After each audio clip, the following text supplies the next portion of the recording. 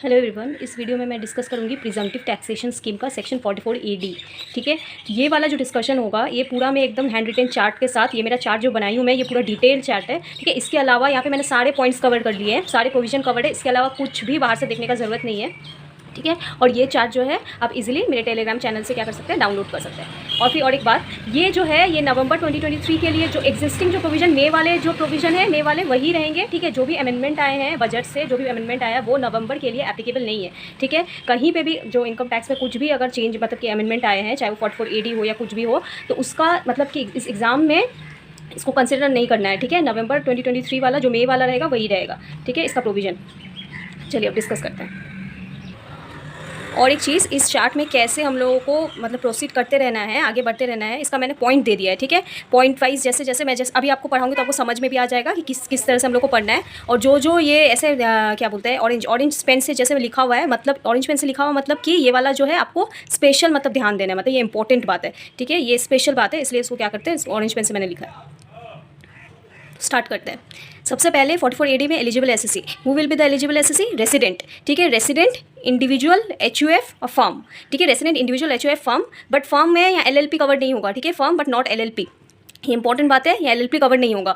तो और यहाँ पे और एक क्या ध्यान देने वाली बात होगी, रेसिडेंट। तो इसका मतलब ये जो है ये पीटीएस वाला स्कीम मतलब प्रिजम्पटिव टैक्सेशन स्कीम, ये नॉन रेसिडेंट के लिए नहीं है, केवल रेसिडेंट के लिए। कौन कौन रेसिडेंट? Individual, HUF, firm. ठीक है, अब इससे यहाँ एरो से आगे बढ़ते हुए यहाँ क्या बोला, who has not claim the following deduction. ऐसे रेसिडेंट, इंडिविजुअल, एचयूएफ, फर्म जो कि ये डिडक्शन उन्होंने नहीं लिया। कौन कौन सा डिडक्शन? 10AA का डिडक्शन और इनकम बेस्ड डिडक्शन, 80IA से 80RRB वाला इनकम बेस्ड डिडक्शन और 10AA मतलब SEZ वाला डिडक्शन। ठीक है, तो ऐसे रेसिडेंट हो गया। अब यहाँ क्या है, पॉइंट नंबर 2, अब ये लोग कौन होने चाहिए? इंगेज इन जो एलिजिबल बिजनेस। एलिजिबल बिजनेस मतलब कोई भी बिजनेस में इंगेज हो। ठीक है, कोई भी बिजनेस में इंगेज हो वो इस सेक्शन के लिए ऑप्ट कर सकते हैं। अब इसमें जो है, अब ये क्या है, कौन से एनी बिजनेस है। अब उसके बाद बोला एक्सक्लूडिंग, मतलब अब किस को छोड़ के एक्सक्लूड, कौन कौन से? Person carrying profession. ठीक है, प्रोफेशन यहाँ कवर नहीं है। प्लाइंग, हायरिंग, लीजिंग वाला, प्लाइंग, हायरिंग, लीजिंग के लिए सेपरेट सेक्शन है 44AE। ठीक है, उसको छोड़ के, और कमीशन ब्रोकरेज बिजनेस को छोड़ के, और एजेंसी बिजनेस को छोड़ के। ठीक है, तो ये वाला पार्ट हो गया कि यहाँ पे कौन कौन से एलिजिबल एसएससी थे और कौन कौन सा एलिजिबल बिजनेस था, ये वाला डिस्कशन हो गया। अब यहाँ से आगे बढ़ते हुए जाएंगे पॉइंट 3 में अब क्या बात करते हैं, यहाँ पे अब लिमिट। ठीक है, ये सेटिस्फाई हो गया, तो अब देखेंगे कि इसमें लिमिट क्या है। इसमें अगर टर्नओवर या ग्रॉस रिसिप्ट, TO मतलब टर्नओवर, GR मतलब ग्रॉस रिसिप्ट, अगर अप टू 2 करोड़ है, अगर अप टू 2 करोड़ है, तब हम क्या कर सकते हैं, इस कंसेशनल इनकम वाले जो सेक्शन है इसको ऑप्ट कर सकते हैं। ठीक है, टर्नओवर या ग्रॉस रिसिप्ट अगर अप टू 2 करोड़ है तो। अब प्रिजम्पटिव इनकम क्या रहेगा? प्रिजम्पटिव इनकम अगर turnover gross receipt up to 2 crore है तो प्रिजम्पटिव इनकम हम लोग हो सकता है 8% ऑफ टर्नओवर और gross receipt. Then we can take income 8% of turnover और ग्रॉस रिसिप्ट। ठीक है, अब इसको जो है पहली बात, कोई ना इनकम को टैक्स से कंफ्यूज हो जाता है, ये टैक्स नहीं है। ठीक है, ये इनकम है, इनकम जो होगा ये 8% हो जाएगा। अब इसमें गौर करने वाला बात क्या है, 8 की जगह 6% हो जाएगा, कम हो जाएगा। कैसे कम हो जाएगा 6%? जब अगर रिसिप्ट कर रहे हैं by prescribe mode. Prescribe mode मतलब क्या हो गया, अकाउंट पे चेक, ECS, कोई भी इलेक्ट्रॉनिक मोड। ठीक है, वो वाला आप सेपरेटली देख सकते हैं। ठीक है, वो वाला मैंने यहाँ कवर नहीं किया। जो भी प्रेस्क्राइब मोड, वो तो हम लोग हर जगह पढ़ते रहते हैं, वही वाला prescribe mode up to due date of return filing. ठीक है, अगर जो है हम लोग रिसिप्ट कर चुके हैं by prescribe mode up to due date of return filing under section 139(1), then in that case income वाला रेट क्या हो जाएगा, 8% की जगह 6% रेट हो जाएगा। ठीक है, ऑफ टर्नओवर और ग्रॉस रिसिप्ट।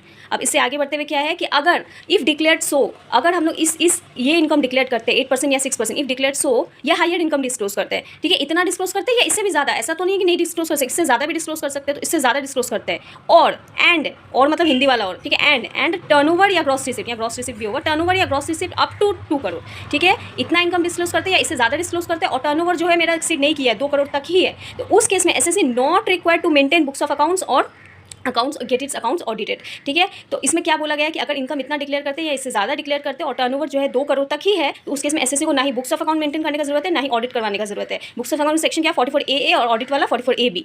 ठीक है, तो ये वाला मेरा प्रोविजन बोलता था। तो यहाँ पे क्या कवर हो गया, हमने क्या क्या पढ़ लिया, कौन एसएससी एलिजिबल है और कौन क्या क्या एलिजिबल बिजनेस हो सकता है, और क्या क्या लिमिट है, और क्या इनकम कितना कितना इनकम दिखा सकते हैं। अब इससे आएंगे यहाँ पे पॉइंट नंबर 5। ठीक है, पॉइंट नंबर 5 अब क्या बोल रहे हैं, if opted so then need to continue under section 44AD for 5 consecutive assessment year. If opted so मतलब क्या हो गया, अगर ऑप्टेड सो मतलब अगर हम लोग ये 44AD के लिए ऑप्ट कर लेते, अगर एक बार जिस असेसमेंट ईयर में ऑप्ट कर लेते हैं, हमको उसके अगले 5 असेसमेंट ईयर तक उसी में कंटिन्यू करना पड़ेगा, मैंने उसी को रखना पड़ेगा, उसी को कंटिन्यू करना पड़ेगा। 5 कंसेक्यूटिव मतलब क्या होता है, कंसेक्यूटिव मतलब होता है सक्सेसिव, मतलब जिस असेसमेंट ईयर में ऑप्ट किए उस असेसमेंट को छोड़ के बाकी के आगे के 5 साल तक उसको लगातार क्या करना पड़ेगा, कंटिन्यू करना पड़ेगा। अब नहीं करते हैं तो क्या होता है, इसको मैं एक एग्जाम्पल के साथ अच्छे से देखिए यहाँ पे डिस्कस कर रही हूँ।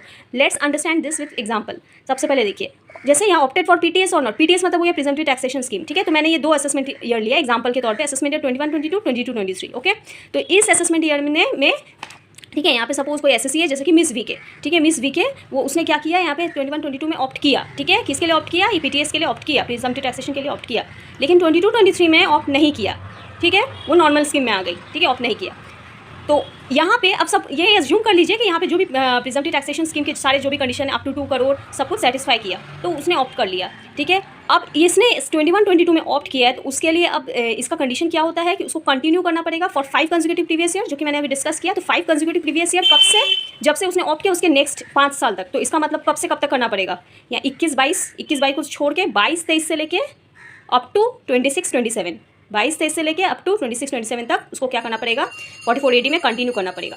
बट शी डिडंट कंटिन्यू, वो क्या कर दी 22-23 में नॉर्मल में आ गई।